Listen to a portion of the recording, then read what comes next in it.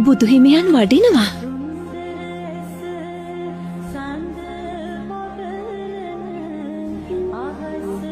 ඔබතුමා දැන් කුමත කරන්නට යන්නේ?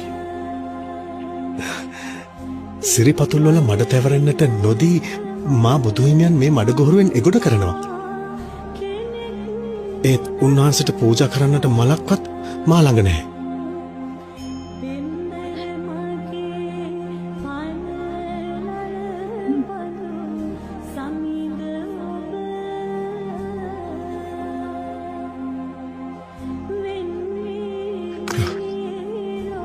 ස්වාමීනි, වඩිනු මැනවි.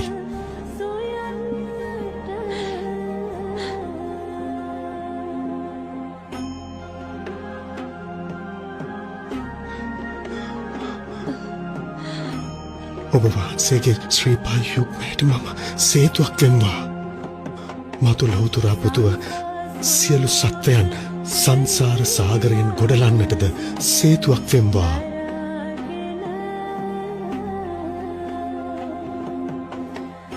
මහණෙනි, මට ජීවිතය පුදාහොත් මේ ධානලාභී තපස්සී පුරුෂයා දස පාරමිතා පුරා සාරා සංඛ්‍ය කල්පලක්ෂයකින් මතු ගෞතම නම් බුදුවන්නේය.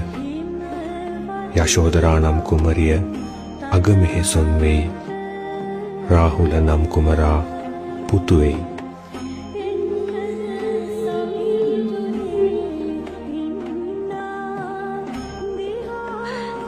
යශෝදරා මම වෙම්වා. ඒ රාහුල මාතාව මම වෙම්වා.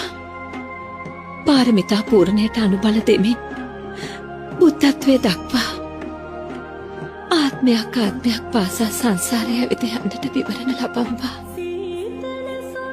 පින්වතිය, ඔබගේ ප්‍රාර්ථනයද ඉෂ්ට සිද්ධ වන්නේය. තවුසානෙනි, මැය ඔබට සමසිත් ඇති මනා දැකුම් ඇති පිය තෙපුල් බණන ප්‍රිය භාර්යාවක වන්නේය.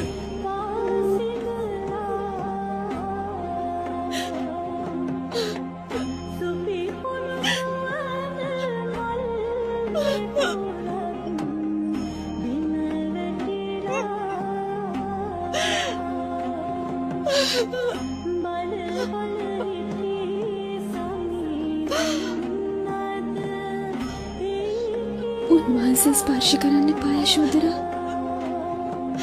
යශෝදරාවන්ට රිසිසේ හඬන්නට ඉඩ හරින්න. ඇය වැළැක්වීමට තැත් නොකරන්න.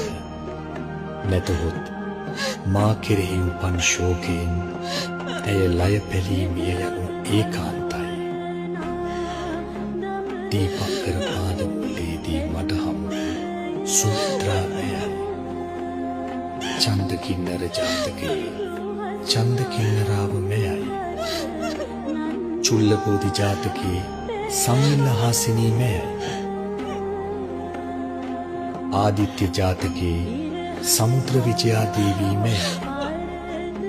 චුල්ලසුත සෝම ජාතකයේ චන්ද්‍රා දේවී මෙයයි. උම්මග්ග ජාතකයේ අමරා දේවී මෙයයි. වෙස්සන්තර ජාතකයේ මත්‍රි දේවී මෙයයි.